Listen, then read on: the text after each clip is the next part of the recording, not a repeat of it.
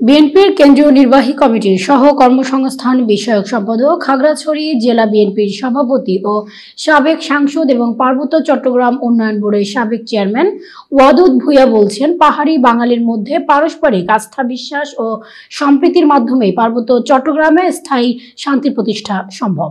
বিগত আওয়ামী শাসনামলের কড়া সমালোচনা করে তিনি বলেন, আওয়ামী সন্ত্রাসীরা দীর্ঘ 18 বছর আমাকে মানিকছড়ি এবং আমার নিজ উপজেলায় সমাবেশ করতে দেয়নি। বিকেলে খাগড়াছড়ির মানিকছড়ি উপজেলায় অনুষ্ঠিত বিএনপির বিশাল সম্প্রীতি সমাবেশে প্রধান অতিথির বক্তব্যে তিনি এসব কথা বলেন।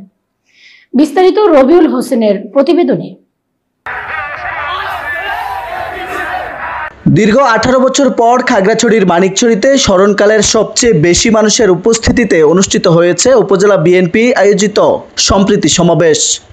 বুধবার বিকেলে মানিকছড়ি টাউন হল মাঠে উপজেলা বিএনপির উদ্যোগে অনুষ্ঠিত সমাবেশকে ঘিরে বেশ কয়েকদিন যাবৎ প্রস্তুতি নিয়েছে উপজেলা বিএনপি।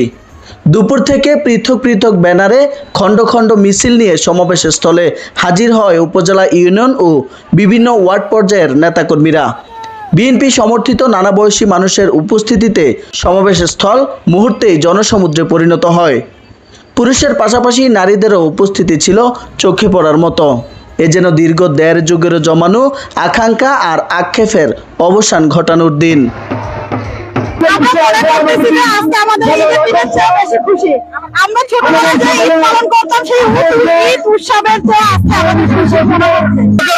আমাদের নেতা আমাদের হাতে হয়ে আছে, এই জন্য আমরা আল্লাহর কাছে শুকরিয়া আদায় করতেছি। দীর্ঘদিন 18 বছর পরে আমাদের প্রান্তীয় নেতা আমাদের কাছে ফিরে এসেছে। আজকের এই বিশাল জনসমাবেশ প্রমাণ করে মানিকছড়ির ইতিহাসে সবচেয়ে বড় সমাবেশ, যে সমাবেশ ওয়াদুদ ভূঁইয়ার আগমনকে কেন্দ্র করে এই যাবৎকালে সবচেয়ে বড় সমাবেশ হতে যাচ্ছে।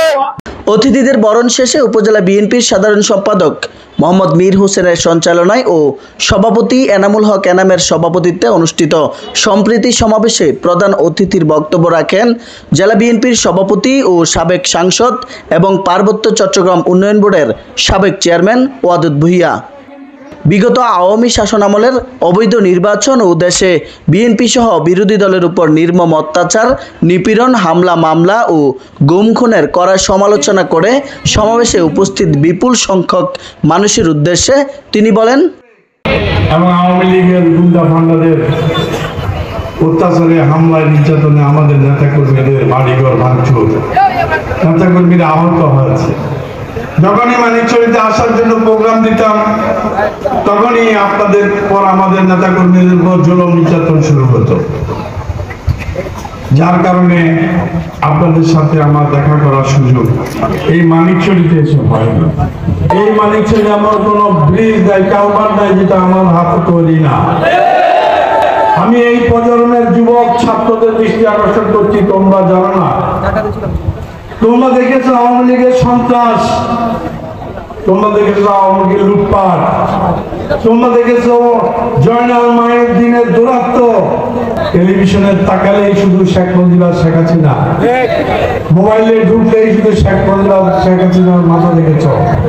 18 বছরের তারেক জিয়া, খালেদা জিয়া, শহীদ জিয়ার কিছুই তোমরা দেখো নাই। আগের কাহিনী যারা জানো না, তারা জেনে নেবে এখানে বিএনপি কত ভালো কাজ করেছে। সম্প্রীতি সমাবেশে অন্যান্যদের মধ্যে বক্তব্য রাখেন জেলা বিএনপির সিনিয়র সহসভাপতি প্রবীণ চন্দ্র চাকমা, সাধারণ সম্পাদক MN আফসার, জেলা বিএনপির প্রধান উপদেষ্টা জাকিয়া জিনাত বিথি, যুগ্ম সাধারণ সম্পাদক অ্যাডভোকেট আব্দুল মালেক মিন্টু, মোশাররফ হোসেন, অনিমেষ চাকমা রিঙ্কু, সাংগঠনিক সম্পাদক আব্দুর রব রাজা, জেলা যুব দলের সভাপতি মাহবুবুল আলম সবুজ, জেলা মহিলা দলের সভানেত্রী কহিলি দেওয়ান, চট্টগ্রাম মহানগর ছাত্র দলের সহসভাপতি সৌরভ প্রিয় পাল, খাগড়াছড়ি জেলা ছাত্র দলের সভাপতি জাহিদুল ইসলাম সুমন, স্বেচ্ছাসেবক দলের সভাপতি সাগর নোমান ও উপজেলা বিএনপির যুগ্ম সাধারণ সম্পাদক আবুল কাশেম।